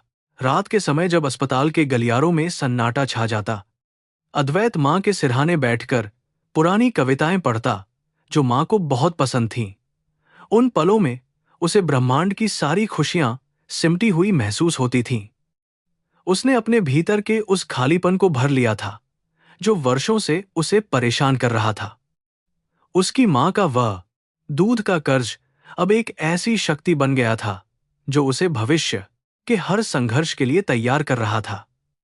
वह शांत था और पूरी तरह से कृतज्ञ था। इस प्रकार कस्तूरी मां का त्याग और अद्वैत का पश्चाताप एक दूसरे में विलीन हो गए। वह पुरानी झोपड़ी भले ही गिर गई थी, लेकिन अद्वैत के दिल में मां के लिए जो महल खड़ा हुआ था वह अमर था। समाज के ताने और गरीबी की मार ने जिस मां को तोड़ना चाहा था, आज उसी मां ने एक पूरे जिले के प्रशासन को नैतिकता का पाठ पढ़ा दिया था। अद्वैत शर्मा अब वास्तव में एक साहब बन गया था, क्योंकि उसने मानवता की सबसे कठिन परीक्षा को उत्तीर्ण कर लिया था। अस्पताल से छुट्टी मिलने के बाद कस्तूरी मां को अद्वैत अपने बंगले ले आया, लेकिन उसके मन में वह टीस अभी भी बाकी थी कि आखिर उसकी मां को इतनी दरिद्रता में क्यों जीना पड़ा। उसने अपने कार्यालय पहुंचते ही सबसे पहले प्रतापगढ़ गांव के भूमि रिकॉर्ड और राजस्व फाइलों को मंगवाया। कार्यालय के कर्मचारियों में एक अजीब सी बेचैनी थी, क्योंकि वे जानते थे कि अब साहब का ध्यान अपनी जड़ों की ओर गया है। अद्वैत ने तय कर लिया था कि वह उस तंत्र की गहरी पड़ताल करेगा जिसने एक बेसहारा मां को उसकी ही छत से महरूम कर दिया था। जैसे ही उसने पुरानी फाइलों के पन्नों को पलटना शुरू किया, उसके सामने एक ऐसा सच आया जिसने उसके पैरों तले की जमीन खिसका दी। फाइलों के अनुसार कस्तूरी देवी की 5 एकड़ की उपजाऊ जमीन अब उनके नाम पर नहीं थी। उस जमीन को 5 साल पहले ही किसी अद्वैत शर्मा के हस्ताक्षरों के माध्यम से गांव के एक प्रभावशाली दबंग गजेंद्र सिंह को बेच दिया गया था। अद्वैत के हाथ कांपने लगे, क्योंकि उन कागजों पर किए गए हस्ताक्षर हूबहू उसके हस्ताक्षर जैसे थे, जिन्हें बड़ी सफाई से जालसाजी के जरिए बनाया गया था। यह देखकर अद्वैत का खून खौल उठा कि उसके अपने नाम और पद का उपयोग उसकी मां को लूटने के लिए किया गया था। पटवारी और तहसीलदार ने मिलकर यह षड्यंत्र रचा था, ताकि गांव वालों को लगे कि अद्वैत ने खुद अपनी मां की संपत्ति बेच दी है। इसी वजह से गांव वालों ने कस्तूरी मां का तिरस्कार किया था और उन्हें लालची बेटे की ठुकराई हुई मां समझा था। अद्वैत को अब समझ आया कि मां ने उसे पत्र क्यों नहीं लिखे। वे शायद यह सोचकर आहत थीं कि उनका बेटा इतना गिर गया है। गहराई से जांच करने पर पता चला कि गजेंद्र सिंह ने पटवारी को भारी रिश्वत दी थी और जिला मजिस्ट्रेट के कार्यालय के ही एक क्लर्क से मिलीभगत की थी। इन लोगों ने मिलकर कस्तूरी मां को डराया, धमकाया और उनसे अंगूठे के निशान ले लिए, ये कहकर कि ये उनकी पेंशन के कागजात हैं। असल में वे उनकी जमीन के हस्तांतरण पत्र थे। अद्वैत को अपनी प्रशासनिक व्यवस्था की इस सड़ांध को देखकर गहरी ग्लानि हुई। उसने महसूस किया कि वह जिस कुर्सी पर बैठा है, उसी के नीचे भ्रष्टाचार का यह अजगर उसकी अपनी मां को निगल गया था। अद्वैत ने तुरंत उस क्लर्क को अपने केबिन में बुलाया, जिसका नाम इन संदिग्ध फाइलों में दर्ज था। वह व्यक्ति बरसों से इसी विभाग में काम कर रहा था और उसने कभी सोचा भी नहीं था कि उसका साहब खुद इस मामले की तह तक पहुंचेगा। जैसे ही अद्वैत ने उसके सामने जाली दस्तावेज रखे, क्लर्क के चेहरे का रंग सफेद पड़ गया। उसने कांपते हुए अपनी गलती स्वीकार कर ली और बताया कि कैसे गजेंद्र सिंह ने पूरे गांव में डर का माहौल बना रखा था। अद्वैत ने बिना देर किए उसे पुलिस के हवाले करने का आदेश दिया। यह केवल एक जमीन का मामला नहीं था, बल्कि यह उस विश्वास का कत्ल था जो एक मां अपने बेटे पर करती है। अद्वैत को याद आया कि मां ने हमेशा उसे ईमानदारी की राह पर चलने की सीख दी थी, और आज वही ईमानदारी उसकी अपनी व्यवस्था में गायब थी। उसने तहसीलदार को सस्पेंड कर दिया और गांव में एक विशेष राजस्व शिविर लगाने का निर्देश दिया। वह चाहता था कि गजेंद्र सिंह जैसे लोग समाज के सामने बेनकाब हों। उसका क्रोध अब एक शांत लेकिन विनाशकारी ज्वालामुखी की तरह था, जो फटने के लिए पूरी तरह तैयार था। गांव के दबंग गजेंद्र सिंह को जब यह पता चला कि डी.एम. साहब ने फाइलें खोल दी हैं, तो उसने राजनीतिक दबाव बनवाने की कोशिश की। उसने शहर के कुछ बड़े नेताओं को फोन किया, लेकिन अद्वैत ने किसी की भी कॉल सुनने से इनकार कर दिया। उसने साफ कर दिया कि कानून के सामने सब बराबर है, और जिसने भी उसकी मां के साथ अन्याय किया है, उसे इसकी भारी कीमत चुकानी होगी। अद्वैत का यह अडिग रुख देखकर पूरे जिले के प्रशासन में खलबली मच गई थी। उसे अब अपनी नौकरी जाने का कोई भय नहीं था। शाम को घर लौटकर उसने कस्तूरी मां से इस बारे में बात करने की कोशिश की, लेकिन मां ने केवल इतना कहा कि जमीन जायदाद तो आनी जानी चीज है। उनकी बातों में जो वैराग्य था, उसने अद्वैत को और भी अधिक भावुक कर दिया। मां ने बताया कि गजेंद्र सिंह के आदमियों ने उन्हें धमकी दी थी कि अगर उन्होंने अपने बेटे को कुछ बताया तो वे अद्वैत का करियर बर्बाद कर देंगे। मां ने केवल अपने बेटे के भविष्य को बचाने के लिए वह सारा जुल्म खामोशी से सहा था। अद्वैत की आंखों से फिर आंसू बहने लगे। मां की उस महानता ने अद्वैत को एक नई ताकत दी। उसने महसूस किया कि उसकी मां ने उसे बचाने के लिए खुद को मिटा दिया, जबकि वह अपनी सफलता के नशे में चूर था। अब वह समय था कि वह अपनी मां की गरिमा को वापस लौटाए और उन अपराधियों को सलाखों के पीछे पहुंचाए। उसने पुलिस अधीक्षक को फोन किया और निर्देश दिया कि गजेंद्र सिंह को तुरंत गिरफ्तार किया जाए। रात के अंधेरे में भी अद्वैत की आंखों में न्याय की एक चमक थी, जो किसी भी शक्ति के सामने झुकने को तैयार नहीं थी। अगले दिन सुबह होते ही पुलिस की गाड़ियों ने गजेंद्र सिंह के आलीशान घर को घेर लिया। गांव वाले यह नजारा देखकर हैरान थे, क्योंकि आज तक किसी ने उस दबंग की ओर आंख उठाकर देखने की हिम्मत नहीं की थी। जब पुलिस उसे हथकड़ी लगाकर ले जाने लगी, तो गांव में एक अजीब सी खुशी की लहर दौड़ गई। लोगों को अब विश्वास होने लगा था कि कानून वास्तव में गरीबों का रक्षक हो सकता है। अद्वैत ने खुद अपनी देखरेख में जमीन के मूल दस्तावेजों को फिर से कस्तूरी मां के नाम करवाने की प्रक्रिया शुरू की। जांच के दौरान यह भी सामने आया कि मां की विधवा पेंशन पिछले 4 सालों से रुक रुक कर आ रही थी, और उसका बड़ा हिस्सा पटवारी के जेब में जा रहा था। यह जानकर अद्वैत का हृदय करुणा और क्रोध से भर गया। उसने सोचा कि कितनी ही और बेसहारा महिलाएं इस तून का अद्वैत का लेकर तंत्र की शिकार हो रही होंगी। उसने पूरे जिले में पेंशन वितरण की ऑडिटिंग का आदेश दिया, ताकि किसी और के साथ ऐसा अन्याय न हो। उसकी मां का दुख अब उसके लिए एक बड़ी सामाजिक क्रांति का आधार बन चुका था। अद्वैत की पत्नी मालती ने जब यह सब सुना, तो वह खुद को बहुत छोटा महसूस करने लगी। उसे एहसास हुआ कि जिस वैभव पर वह गर्व करती थी, वह कितना खोखला था। उसने कस्तूरी मां के पास बैठकर उनसे माफी मांगी और उनके हाथों को चूम लिया। मां ने उसे गले लगा लिया और कहा कि परिवार का साथ ही असली संपत्ति होती है। घर में अब धीरे धीरे शांति और सद्भाव लौटने लगा था। अद्वैत ने देखा कि कैसे एक सच के सामने आने से पूरे परिवार की दिशा और दृष्टि बदल गई थी। प्रतापगढ़ की उस जमीन पर जहां कभी गजेंद्र सिंह का अवैध कब्जा था, अब अद्वैत ने एक मात्र सदन बनाने का सपना देखा। वह चाहता था कि वहां गांव की उन सभी महिलाओं को आश्रय और सम्मान मिले जिन्हें समाज ने त्याग दिया है। उसने अपनी व्यक्तिगत बचत से भी इस प्रोजेक्ट में योगदान देने का फैसला किया। वह अपनी मां की उस पिया को एक प्रार्थना में बदलना चाहता था जो आने वाली पीढ़ियों के लिए प्रेरणा बने। उसके इस कदम की चारों ओर सराहना होने लगी और प्रशासन का मानवीय चेहरा सामने आया। अद्वैत ने महसूस किया कि शक्ति का असली उपयोग दूसरों के आंसू पोंछने में है, न कि केवल फाइलों पर हस्ताक्षर करने में। उसकी मां के संघर्ष ने उसे जो पाठ सिखाया था वह किसी भी IAS की ट्रेनिंग से कहीं बड़ा था।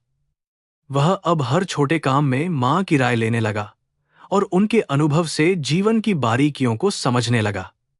कस्तूरी मां अब बंगले की रानी बन चुकी थी, लेकिन उनकी सादगी में कोई बदलाव नहीं आया था। वे अभी भी वही मिट्टी से जुड़ी ममतामयी मां थीं। जिले के भ्रष्ट अधिकारियों में अब अद्वैत के नाम का खौफ बैठने लगा था। उन्हें पता था कि DM साहब अब किसी भी सिफारिश को नहीं मानेंगे और उनकी नजर सीधे जनता के दुखों पर है। अद्वैत ने तहसील स्तर पर जन सुनवाई के कड़े नियम बनाए और खुद औचक निरीक्षण करने लगा। उसकी कार्यशैली ने पूरे सरकारी तंत्र में एक हलचल पैदा कर दी थी। वह जानता था कि यह रास्ता कठिन है और उसके कई दुश्मन बन रहे हैं, लेकिन मां का आशीर्वाद उसके साथ एक अभेद्य कवच की तरह था। एक दिन अद्वैत ने अपनी मां को साथ लेकर उसी जमीन पर जाने का फैसला किया। जैसे ही वे गांव पहुंचे, लोगों ने फूल मालाओं से उनका स्वागत किया। कस्तूरी मां की आंखों में आज वह भय नहीं था, बल्कि एक गर्व की चमक थी। उन्होंने अपनी जमीन की मिट्टी को स्पर्श किया और अद्वैत से कहा कि उन्हें अब कोई शिकायत नहीं है। अद्वैत ने देखा कि कैसे सत्य और न्याय ने उस जमीन की रौनक ही बदल दी थी। वह गांव अब केवल एक जगह नहीं, बल्कि उसकी आत्मा का हिस्सा बन गया था। गजेंद्र सिंह और उसके साथियों पर जब अदालती कार्रवाई शुरू हुई, तो अद्वैत ने सुनिश्चित किया कि गवाहों को पूरी सुरक्षा मिले। उसने यह साबित कर दिखाया कि यदि इच्छा शक्ति हो तो सबसे शक्तिशाली अपराधी को भी घुटनों पर लाया जा सकता है।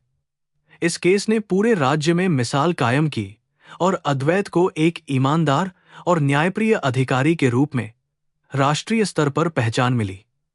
उसे कई पुरस्कारों के लिए नामांकित किया गया, लेकिन उसके लिए मां की वह एक मुस्कान ही दुनिया का सबसे बड़ा सम्मान और उपलब्धि थी। अद्वैत के जीवन का यह अध्याय उसे सिखा गया कि कर्मों का हिसाब यहीं चुकाना पड़ता है। उसने अपनी मां के माध्यम से मानवता के उस सर्वोच्च सत्य को पा लिया था जिसे वह बरसों से किताबों में खोज रहा था। वह अब अपनी प्रशासनिक शक्तियों का उपयोग केवल नियमों को लागू करने में नहीं, बल्कि सामाजिक परिवर्तन लाने में करने लगा। उसकी मां की झोपड़ी से शुरू हुई यह यात्रा अब हजारों घरों में रोशनी फैला रही थी। अद्वैत अब वास्तव में अपने नाम को सार्थक कर रहा था, जिसका अर्थ है अद्वितीय। रात के समय जब वह अपनी मां के पास बैठता, तो वे पुराने दिनों की बातें करते और खूब हंसते। उन हंसी के ठहाकों में वह सारा दर्द कहीं विलीन हो गया था जो उन्होंने सालों तक सहा था। अद्वैत ने महसूस किया कि मां ने उसे न केवल जन्म दिया था, बल्कि अपनी पीड़ा से उसे एक नया चरित्र भी प्रदान किया था। वह अब एक संवेदनशील और जागरूक नागरिक बन चुका था। उसकी कहानी अब केवल एक व्यक्तिगत सफलता की कहानी नहीं, बल्कि एक मां के अटूट विश्वास की जीत बन गई थी। अद्वैत ने कसम खाई थी कि वह प्रशासन के हर उस अंधेरे कोने को रोशन करेगा जहां भ्रष्टाचार पनपता है। उसने तकनीक का उपयोग कर पारदर्शिता लाने की कोशिश की, ताकि भविष्य में किसी और कस्तूरी की जमीन न छीनी जा सके। उसके इस विजन ने जिले की सूरत बदल दी और लोग उसे मसीहा पुकारने लगे। अद्वैत के लिए यह सब उसकी मां की तपस्या का फल था, जो अब आशीर्वाद बनकर पूरे समाज पर बरस रहा था। वह शांत था, संतुष्ट था और अपने कर्तव्यों के प्रति पहले से कहीं अधिक सजग था। अद्वैत ने महसूस किया कि दूध का कर्ज चुकाना कोई एक दिन का काम नहीं, बल्कि पूरे जीवन की एक सतत साधना है। उसकी मां ने उसे वह शक्ति दी जो किसी भी सरकारी पद से कहीं ऊपर थी। अद्वैत शर्मा अब अपने भविष्य की ओर बढ़ने के लिए पूरी तरह तैयार था, जहां मानवता और न्याय की जीत ही उसका एकमात्र लक्ष्य और जीवन का अंतिम उद्देश्य था। आज उसने अपनी मां के चरणों में वह सब कुछ समर्पित कर दिया जो उसने जीवन में हासिल किया था, और उसे एक असीम शांति मिली। बंगले के विशाल कक्ष में, जहां कभी केवल ठंडी खामोशी और औपचारिकताएं होती थीं, आज कस्तूरी मां की मौजूदगी ने एक नई गर्माहट भर दी थी। अद्वैत उनके पैरों के पास कालीन पर बैठा था, जैसे वह अपनी सारी सत्ता और अहंकार को बाहर ही छोड़ आया हो। मां के हाथ अभी भी कांप रहे थे, लेकिन उनकी आंखों में एक ऐसी शांति थी जिसे अद्वैत ने बरसों से नहीं देखा था। खिड़की से आती चांदनी मां के सफेद बालों को चांदी की तरह चमका रही थी, जो उनके द्वारा झेले गए संघर्षों की गवाही दे रहे थे। मां ने धीरे से अद्वैत के सिर पर हाथ फेरा और उन दिनों की याद दिलाने लगी जब वह छोटा था और उनके आंचल में छिपकर सोता था। उन्होंने कहा कि अद्वैत ने आज जो कुछ भी हासिल किया है वह उसकी अपनी मेहनत का परिणाम है, न कि केवल उनके त्याग का। लेकिन अद्वैत का मन यह स्वीकार करने को तैयार नहीं था, क्योंकि वह जानता था कि बिना मां की उस निस्वार्थ सेवा के वह आज इस ऊंचे पद पर कभी नहीं पहुंच पाता। उनके बीच का संवाद अब शब्दों से परे जा चुका था और आत्माओं के मिलन में बदल गया था। अद्वैत ने भर्राई हुई आवाज में पूछा कि मां ने इतने वर्षों तक अपनी तकलीफों के बारे में उसे एक शब्द भी क्यों नहीं बताया।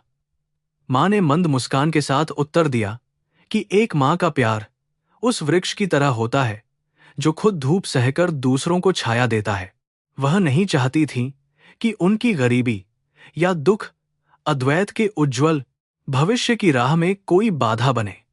मां के लिए अद्वैत की सफलता ही उनकी सबसे बड़ी उपलब्धि थी, चाहे इसके लिए उन्हें कितनी ही रातें भूखे पेट या अकेले क्यों न गुजारनी पड़ी हों। कस्तूरी मां ने बताया कि जब गांव के लोग उन्हें ताने मारते थे कि उनका बेटा उन्हें भूल गया है, तब भी उनका विश्वास कभी नहीं डगमगाया। वे जानती थीं कि उनके द्वारा पिलाया गया दूध कभी व्यर्थ नहीं जाएगा और अद्वैत एक न एक दिन वापस जरूर आएगा। उनकी आंखों में जो अटूट भरोसा था, उसने अद्वैत के हृदय को ग्लानि से भर दिया। उसे लगा कि वह दुनिया का सबसे अमीर आदमी होने के बावजूद मां के उस भरोसे के सामने कितना निर्धन है। मां की ममता ने समय और दूरी के हर घाव को आज पूरी तरह भर दिया था। संवाद के दौरान अद्वैत को कर्म और भाग्य के गूढ़ अर्थ समझ में आए, जिन्हें वह अब तक केवल किताबों में पढ़ता था। मां ने उसे समझाया कि पद और पैसा अस्थायी है, लेकिन इंसान के द्वारा किए गए नेक काम ही उसकी असली विरासत होते हैं। उन्होंने अद्वैत से वचन लिया कि वह अपनी शक्ति का उपयोग हमेशा कमजोरों की रक्षा के लिए करेगा, ठीक वैसे ही जैसे उन्होंने अद्वैत की रक्षा की थी।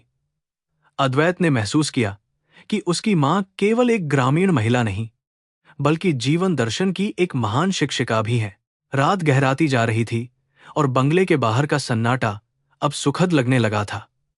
अद्वैत ने मां को बताया खुद कैसे वह अपनी पत्नी मालती और शहरी जीवन की बनावट में खुद को खो चुका था। मां ने उसे समझाया कि परिवार को साथ लेकर चलना ही सबसे कठिन और जरूरी काम है। उन्होंने मालती के प्रति कोई कटुता नहीं दिखाई, बल्कि उसे अपनी बेटी की तरह स्वीकार करने की बात कही। मां की इस विशाल हृदयता ने अद्वैत को एक नया दृष्टिकोण दिया कि क्षमा ही सबसे बड़ा मानवीय गुण है और प्रेम ही सर्वोपरि है। अद्वैत ने स्वीकार किया कि उसने दूध का कर्ज चुकाने की जो बात सोची थी वह कितनी बचकानी थी।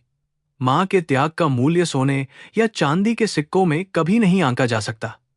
मां ने उसे टोकते हुए कहा कि औलाद कभी मां की कर्जदार नहीं होती, क्योंकि मां जो कुछ भी करती है वह उसका धर्म है। लेकिन अद्वैत के लिए यह उसकी रूह का हर्ण था, जिसे वह अब सेवा के माध्यम से चुकाना चाहता था। उसे समझ आया कि मां की सेवा ही ईश्वर की सबसे सच्ची और पवित्र इबादत है। इस गहन बातचीत के दौरान अद्वैत ने अपनी मां से उन सभी लोगों को माफ करने की प्रार्थना की जिन्होंने उनके साथ बुरा व्यवहार किया था। मां ने बहुत सरलता से कहा कि उन्होंने कभी किसी से बैर नहीं रखा, क्योंकि क्रोध मन को मैला करता है। उनकी इस आध्यात्मिक उच्चता को देखकर अद्वैत दंग रह गया। उसने सोचा कि जिस समाज ने उन्हें इतना सताया, वे उसके प्रति भी इतनी दयालु कैसे हो सकती हैं। मां की सादगी में ही वह महानता छिपी थी, जिसे पाने के लिए लोग हजारों साल तपस्या करते हैं। मां ने अद्वैत के बचपन की उन छोटी शरारतों का जिक्र किया, जिन्हें वह खुद भी भूल चुका था। उन यादों में एक ऐसी मिठास थी जिसने वर्तमान के सारे तनावों को कम कर दिया था। अद्वैत को महसूस हुआ कि सफलता की इस दौड़ में उसने अपनी मासूमियत और छोटी खुशियों को कहीं पीछे छोड़ दिया था। मां ने उसे फिर से उस छोटे ए केतरे ईज के माद खुशियों को कहीं पीछे छोड़ दिया था, अद्वैत से मिलवा दिया था, जो केवल प्यार और सच्चाई को समझता था। वह रात अद्वैत के जीवन की सबसे कीमती और परिवर्तनकारी रात बन गई थी, जहां वह फिर से जीवित हुआ। जैसे जैसे सुबह की पहली किरण करीब आ रही थी, अद्वैत को अपने भीतर एक अद्भुत शक्ति का संचार महसूस हुआ। उसे लगा कि अब उसे किसी भी सामाजिक दबाव या राजनीतिक चुनौती का सामना करने में कोई डर नहीं लगेगा। मां का आशीर्वाद उसके साथ एक सुरक्षा कवच की तरह था, जो उसे हर गलत काम से बचाएगा। उसने तय किया कि वह अपने प्रशासन में करुणा को मुख्य आधार बनाएगा। मां की बातों ने उसके प्रशासनिक विजन को एक नई गहराई और मानवीय चेहरा प्रदान कर दिया था, जो अब अद्वितीय था। अद्वैत ने महसूस किया कि उसकी मां ने उसे न केवल पाल पोसकर बड़ा किया, बल्कि आज उसे एक पूर्ण मनुष्य भी बना दिया है। वह अपनी सत्ता के शिखर पर बैठकर भी अब जमीन से जुड़ा रहेगा। मां की झुर्रियों में उसे वह अनुभव दिखाई दिया जो किसी भी बड़ी यूनिवर्सिटी की डिग्री से अधिक मूल्यवान था।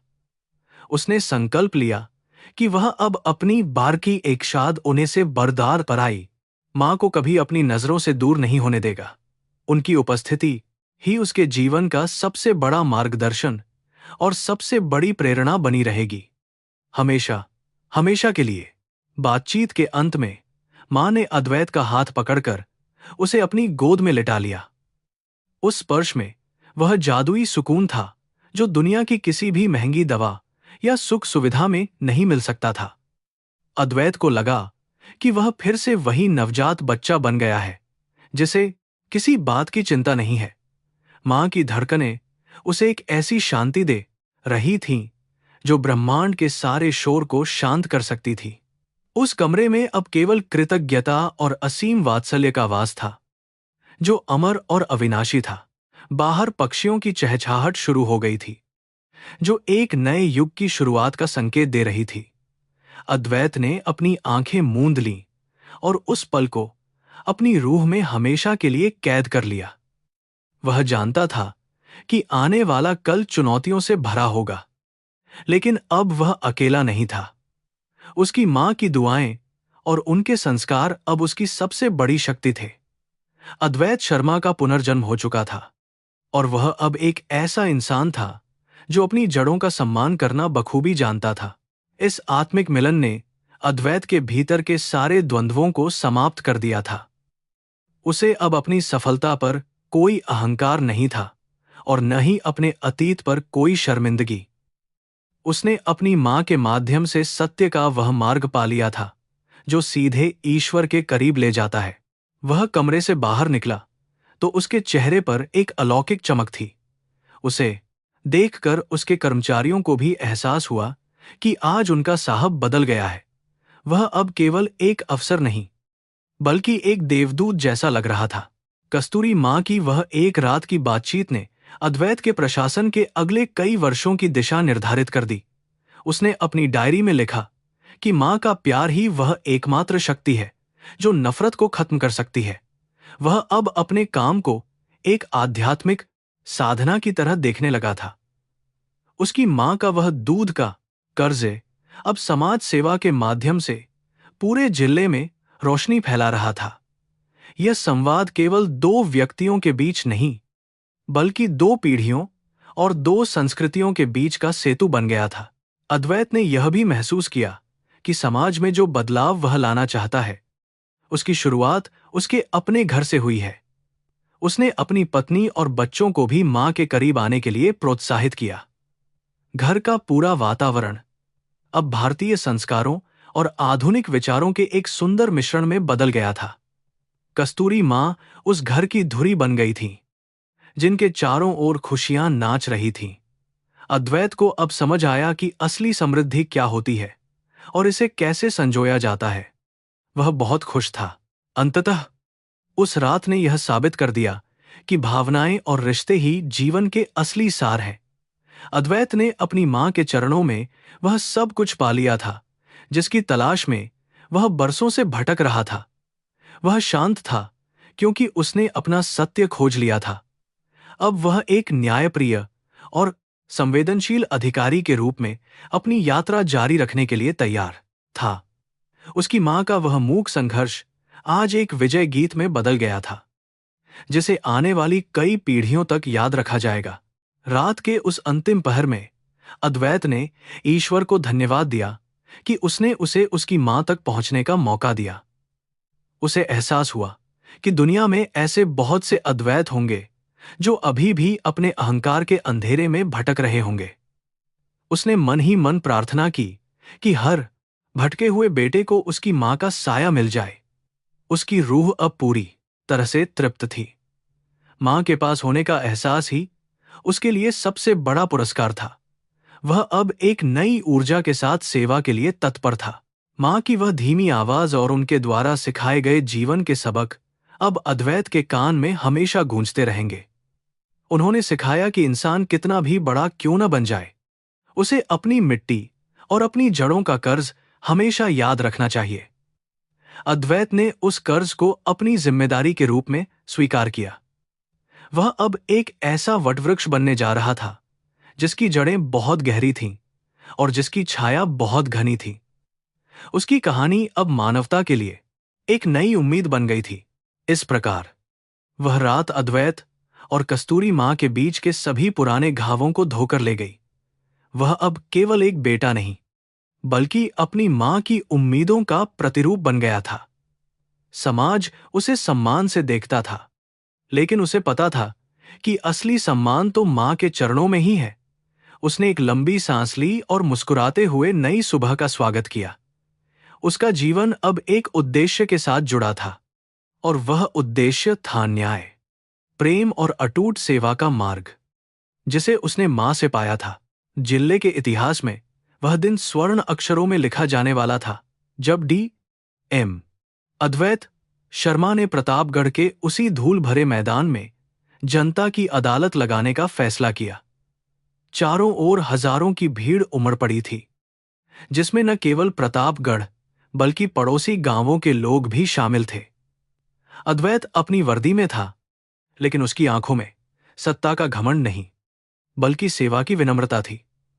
उसने मंच पर अपनी मां कस्तूरी देवी को सबसे ऊंचे आसन पर बिठाया, जिससे पूरे गांव को एक कड़ा संदेश गया कि सम्मान किसका होना चाहिए।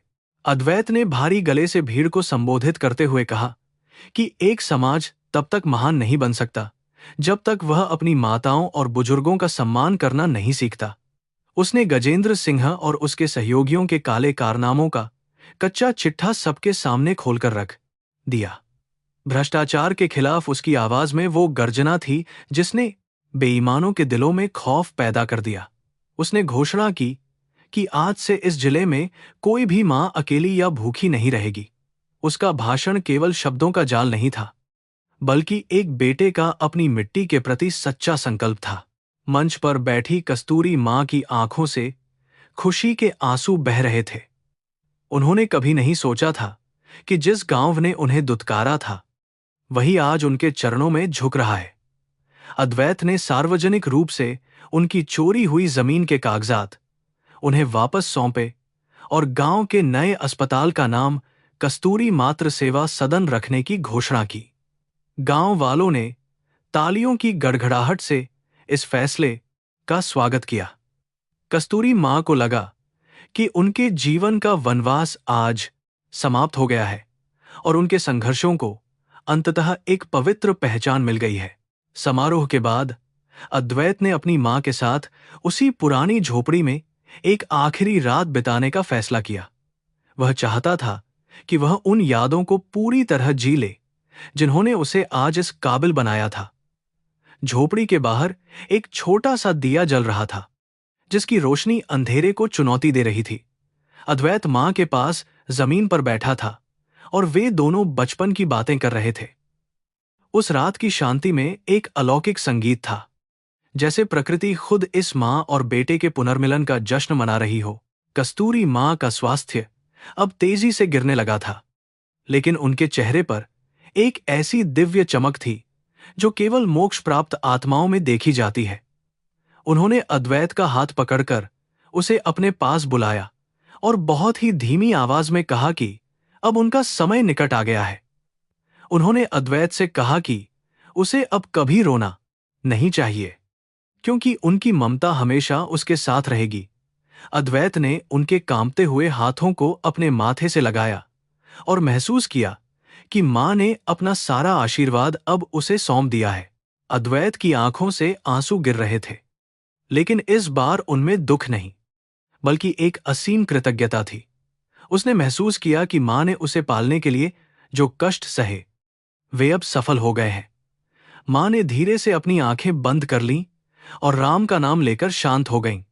उनके चेहरे पर एक ऐसी मुस्कान थी जैसे उन्होंने अपनी पूरी जिंदगी की थकान एक पल में मिटा दी हो।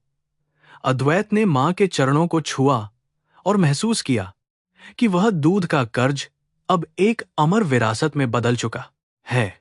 कस्तूरी मां का अंतिम संस्कार उसी गांव में किया गया जहां उन्होंने अपना पूरा जीवन बिताया था। पूरा जिला उनकी अंतिम विदाई में उमड़ पड़ा था, जैसे किसी देवी की विदाई हो रही हो। अद्वैत ने खुद मुखाग्नि दी और अपनी मां को पंचतत्व में विलीन होते देखा। आग की लपटों में उसे मां का वह तेजस्वी रूप दिखाई दिया जिसने उसे सत्य और न्याय का मार्ग दिखाया था। उसने महसूस किया कि मां मरती नहीं है, वे केवल अपने बच्चों के संस्कारों और उनके नेक कार्यों के रूप में जीवित रहती हैं। अंतिम संस्कार के बाद अद्वैत ने वापस शहर लौटने के बजाय गांव में ही रहकर विकास कार्यों की देखरेख करने का निर्णय लिया। उसने अपनी पत्नी मालती को भी गांव बुला लिया, जो अब पूरी तरह बदल चुकी थी। मालती ने कस्तूरी मां की याद में गांव की लड़कियों के लिए एक शिक्षा केंद्र शुरू करने का संकल्प लिया। घर का अहंकार अब सेवा की भावना में बदल चुका था। अद्वैत ने महसूस किया कि उसकी मां की मृत्यु ने उसके परिवार को एक नया जीवन और एक नया उद्देश्य प्रदान किया है, जो अत्यंत पवित्र है। अद्वैत का प्रशासन अब पूरे राज्य में एक मिसाल बन गया था। उसने कस्तूरी मॉडल नामक एक नई योजना शुरू की, जिसके तहत हर बेसहारा बुजुर्ग की देखभाल की जिम्मेदारी प्रशासन ने उठाई। उसके केबिन में अब केवल फाइलों का ढेर नहीं था, बल्कि मां की एक बड़ी तस्वीर लगी थी जो उसे हर पल उसके कर्तव्यों की याद दिलाती थी। लोग उसे अब केवल DM साहब नहीं, बल्कि जनता का बेटा कहने लगे थे। अद्वैत ने साबित कर दिया था कि कर्म और धर्म का सही संतुलन ही समाज का असली कल्याण कर सकता है। बरसों बाद जब अद्वैत सेवानिवृत्त हुआ, तो वह वापस उसी प्रतापगढ़ गांव में आकर बस गया। उसने अपनी मां की उस झोपड़ी की जगह एक सुंदर वाटिका बनाई थी, जहां बच्चे खेलते थे और बुजुर्ग शाम को गप्पे मारते थे। वह अक्सर उसी बरगद के पेड़ के नीचे बैठता, जहां से उसकी यह अविस्मरणीय यात्रा शुरू हुई थी। उसे महसूस होता कि मां की रूह अभी भी उस मिट्टी में रची बसी है और उसे आशीर्वाद दे रही है। उसकी आंखों में अब एक ठहराव था और मन में यह संतोष था कि उसने अपना कर्तव्य निभाया। अद्वैत ने अपनी डायरी के आखिरी पन्ने पर लिखा कि दूध का कर्ज कभी पैसे या रुतबे से नहीं चुकाया जा सकता। इसे केवल मानवता की सेवा से ही सार्थक किया जा सकता है। उसकी कहानी अब गांव-गांव में सुनाई जाती थी, ताकि आने वाली पीढ़ियां अपनी जड़ों का सम्मान करना सीखें। उसने अपनी पूरी संपत्ति एक ट्रस्ट को दान कर दी थी, जो अनाथ बच्चों की शिक्षा के लिए काम करता था। अद्वैत का जीवन अब एक खुली किताब थी, जिसके हर पन्ने पर प्रेम, त्याग और अटूट निष्ठा की गाथा अंकित थी। रात के सन्नाटे में जब वह अपनी मां की तस्वीर के सामने खड़ा होता, तो उसे वही पुरानी लोरी सुनाई देती जो उसे शांति की गहरी नींद में सुला देती थी। उसे विश्वास था कि उसकी मां जहां भी होंगी, गर्व से मुस्कुरा रही होंगी कि उनका बेटा एक सच्चा इंसान बन गया है। कस्तूरी मां का नाम अब केवल एक व्यक्ति का नाम नहीं था, बल्कि वह संघर्ष और ममता का एक वैश्विक प्रतीक बन चुका था। अद्वैत ने अपनी आंखें मूंद लीं और महसूस किया कि वह क्षण अब एक दिव्य ऊर्जा बन चुका है। सूरज की सुनहरी किरणें जब प्रतापगढ़ के खेतों पर पड़ती थीं, तो अद्वैत को उनमें अपनी मां की मुस्कान दिखाई देती थी। गांव की हर महिला में उसे कस्तूरी मां का अक्स नजर आता था, जिसकी सेवा करना ही अब उसका एकमात्र धर्म था। उसने महसूस किया कि मृत्यु अंत नहीं, बल्कि एक नए और उच्चतर अस्तित्व की शुरुआत है। अद्वैत शर्मा की यह कहानी हर उस व्यक्ति के लिए एक मशाल थी जो जीवन के संघर्षों में अपनी नैतिकता खो देता है। वह शांत था, पूर्ण था और अपनी आत्मा के साथ एक था। जमाना बदल गया, लोग आए और गए, लेकिन प्रतापगढ़ की मिट्टी में अद्वैत और कस्तूरी मां की वह पवित्र गाथा हमेशा के लिए अमर हो गई। कर्म का सिद्धांत कर्मा अपनी पूरी गरिमा के साथ फलित हुआ था। त्याग का फल अंततः सम्मान के रूप में मिला और उपेक्षा का अंत पश्चाताप के माध्यम से हुआ। अद्वैत ने अपनी अंतिम सांस तक मानवता की सेवा की और यह साबित किया कि एक मां की ममता ही वह परम सत्य है जो पूरे ब्रह्मांड को संचालित करती है। उसकी यात्रा अब सफल थी और उसका हृदय पूरी तरह मुक्त।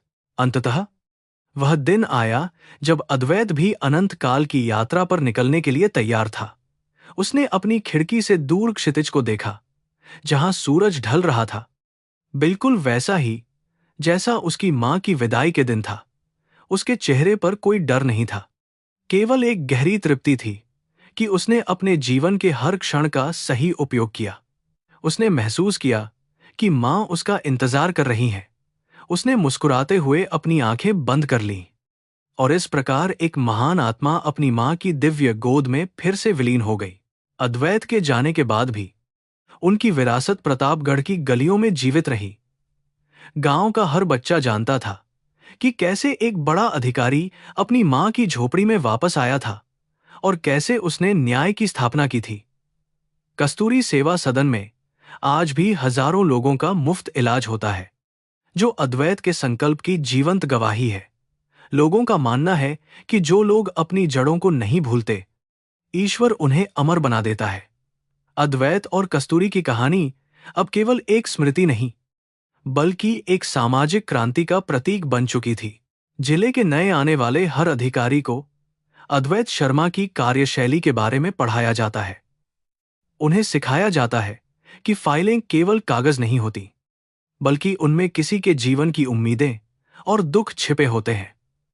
प्रशासन का वह मानवीय चेहरा जो अद्वैत ने विकसित किया था, अब एक मानक बन चुका था।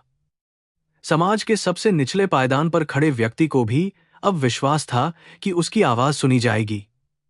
कस्तूरी मां का वह मूक त्याग अब हजारों अधिकारियों के लिए एक प्रेरणादायक पाठ बन चुका था, जो अद्भुत था। प्रतापगढ़ गांव अब एक विकसित और आत्मनिर्भर गांव बन चुका था, जहां शिक्षा और स्वास्थ्य की बेहतरीन सुविधाएं उपलब्ध थीं। वहां के लोगों ने मिलकर अद्वैत और कस्तूरी की एक सुंदर प्रतिमा गांव के चौक पर स्थापित की थी। वह प्रतिमा केवल पत्थर की नहीं थी, बल्कि गांव वालों के पश्चाताप और सम्मान की अभिव्यक्ति थी। हर साल मां की पुण्यतिथि पर वहां एक बड़ा मेला लगता है, जहां मानवता के गीतों की गूंज सुनाई देती है। वह गांव अब शांति और प्रेम का एक छोटा सा स्वर्ग बन गया था, जो सबका मन मोह लेता था। समय बीतता गया और पीढ़ियां बदल गईं, लेकिन दूध का कर्ज चुकाने की यह गाथा कभी पुरानी नहीं हुई। लोकगीतों में आज भी कस्तूरी मां के त्याग और अद्वैत के न्याय के किस्से बड़े चाव से गाए जाते हैं। यह कहानी हमें सिखाती है कि भौतिक सफलता तब तक अधूरी है जब तक उसमें नैतिक मूल्यों का समावेश न हो। अद्वैत ने अपनी मां के माध्यम से जो सत्य पाया था, वह आज भी समाज को सही दिशा दिखाने का काम कर रहा है। प्रेम और कर्तव्य का यह संगम वास्तव में एक अलौकिक और अविस्मरणीय अनुभव था। अंत में यह कहानी हमें इस महान सत्य की ओर ले जाती है कि ईश्वर हर जगह नहीं हो सकता, इसलिए उसने मां को बनाया। कस्तूरी मां का संघर्ष और अद्वैत का समर्पण एक दूसरे के पूरक बन गए। अद्वैत ने अपनी मां को जो सम्मान दिलाया, वह हर उस बेटे के लिए एक चुनौती है जो अपने माता पिता को उपेक्षित छोड़ देता है। यह कथा केवल एक अंत नहीं, बल्कि एक नई चेतना की शुरुआत है। अद्वैत शर्मा और कस्तूरी देवी का नाम भारतीय संस्कृति के इतिहास में हमेशा एक उज्ज्वल नक्षत्र की तरह चमकता रहेगा और सबको प्रेरित करेगा। अद्वैत की आत्मा अब कस्तूरी मां के साथ उस लोक में विलीन हो चुकी थी जहां केवल शांति और आनंद है। उनका जीवन इस बात का प्रमाण है कि यदि हृदय में सच्चाई हो तो हम अपने सबसे बड़े पापों का भी प्रायश्चित कर सकते हैं। प्रकृति के इस चक्र में सब कुछ लौटकर वापस आता है और अद्वैत ने उस चक्र को प्रेम से पूरा किया था। आज भी जब प्रतापगढ़ की हवाएं बहती हैं तो उनमें कस्तूरी मां की ममता और अद्वैत के न्याय की खुशबू महसूस की जा सकती है। यह कहानी शाश्वत है, पावन है और पूरी तरह से परिपूर्ण है।